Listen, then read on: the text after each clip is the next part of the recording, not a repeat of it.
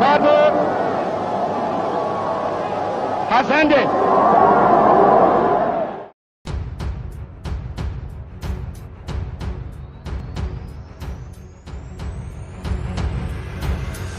Iyi ni imbwirwaruhame yafashwe mu mwaka w'1957 ubwo Ghana yari imaze kubona ubwigenge mu bihugu bikeya bya mbere bya Afurika byari bitangiye kwibohora ubutegetsi bw'abakoloni. Nubwo Ghana iri mu bihugu byabimburiye ibindi bihugu muri Afurika mu kubona ubwigenge, birasa naho ibindi bihugu byagiye bibona ubwigenge bikurikiye Ghana, aho kuva mu 1957 kugeza mu mwaka w'1986 ibihugu byinshi bya Afurika byari bimaze kwitwa ko byibohoye. Afurika ntabwo yigeze imenya ko icyari gukurikira ubwo bwigenge aricyo kibi kurusha ubwo bukoloni bari bahoze mu myaka itandukanye. Iryo shyano ryagwiriye Afurika ndetse n'ibindi bihugu byari bimaze gukolonizwa ku migabane itandukanye nicyo bita neocolonialism, aho abenshi bakunze kuyita ubukoloni bushya cyangwa ubukoloni buje mu rindi zina. Abantu benshi bagiye bagerageza kuvuga ku gisobanuro cy'iyi neocolonialism, gusa icyo bose bahurijeho ni ukuba ari ubutegetsi bw'iterabwoba bwakoreshejwe n'ibihugu bitandukanye byari bimaze kubakoloniza. Ni ukuvuga bya bihugu byahoze ari ibikoloni cyangwa se bikoloniza ibihugu bitandukanye biri ku migabane itandukanye, haba ari Afurika, Aziya, Uburayi ndetse no muri Amerika.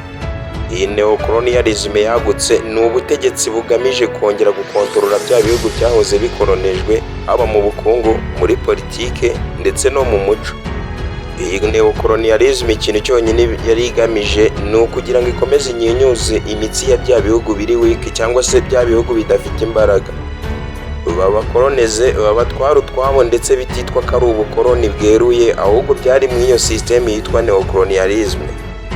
Ni ukuvuga ko igihugu cyahoze gikolonizwa kiba gifite itegeko nshinga, gifite inteko nshinga amategeko, ariko imigambi y'icyo gihugu igakomeza kuyoborwa cyangwa se gukontororwa n'icyo gihugu cyahoze kigikoloniza.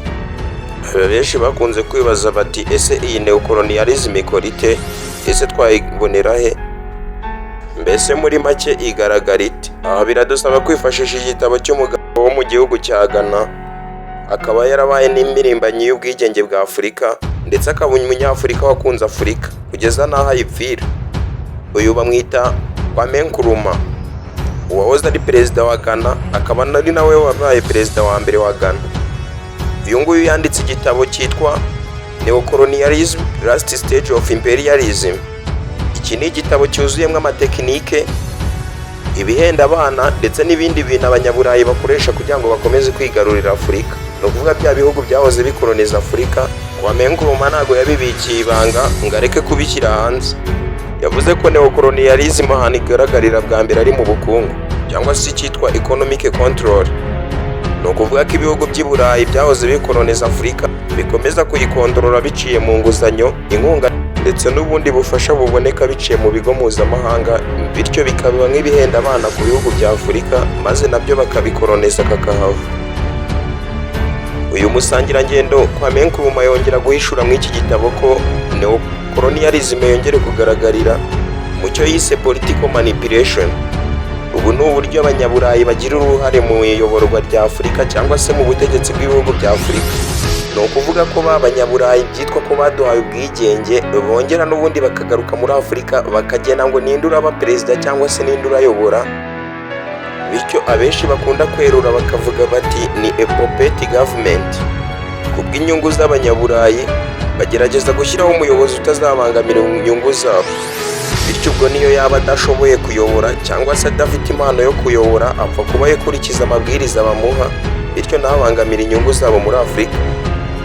Bityo mutagira ngo nibanze kuri Afurika gusa, ni Burayi burya ngo hari ibihugu bigendera muri iki kigare cyiswe ngo ni neocolonialism. Gusa ndagira ngo twigarukire iwacu muri Afurika, dore ngo ni naho tuzi ibyaho da. Ahantu ha gatatu uyu mugabo yakomeje kutubwira hagaragara neocolonialism n'ahitwa mu muco ndetse n'ubumenyi. Ni icyakunze kumenyekana nka cultural imperialism cyangwa se cultural control. Ni ukuvuga ko Afurika yakomeje kugamburuzwa n'umuco w'abanyamahanga ndetse unafata intera, aho uburezi bwa Afurika bwagumye mu ndimi z'amahanga ndetse ibyacu turabyibagirwa, cyangwa se ndetse wa muco bagashaka buhake badusigiye, ndavuga abakoloni, twakomeje kuwugenderaho uwacu ngo turawibagirwa pe. ibyo ni nk'uburyo twambara, amadini dusengeramo ndetse n'ibindi. Uyu musangirangendo watwandikiye iki gitabo yakomeje atubwira ko burya neocolonialisme ifite intego zitandukanye, harimo gukomeza gucukura amabuye y'agaciro ya Afurika, mbese ni umutungo kamere wose wa Afurika, ndetse no gukomeza kuba bakishakira isoko muri Afurika.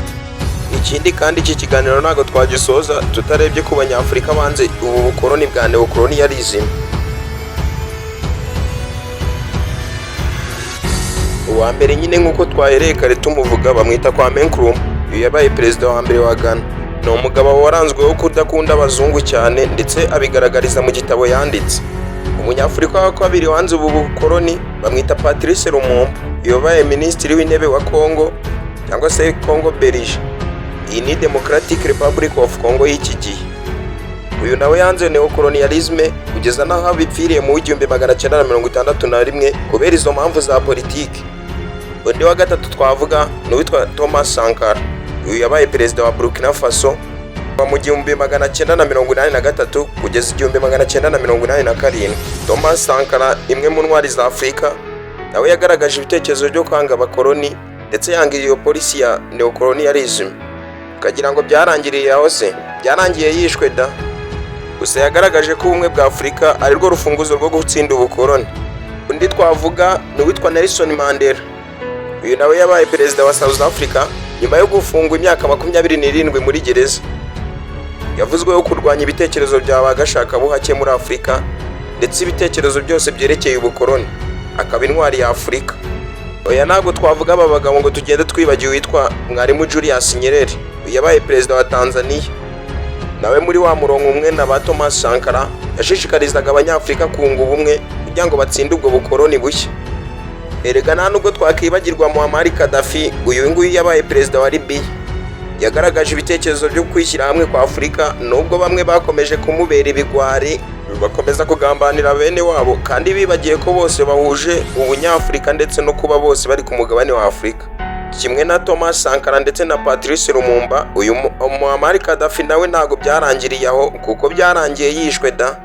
Nshuti bakunzi ba The Shine TV, aha niho dusoreje amabanga, ubwiru ndetse n'ubugambanyi buri mu cyitswe neocolonialism. Mwari kumwe na Shine. Iyi ni The Shine TV Rwanda.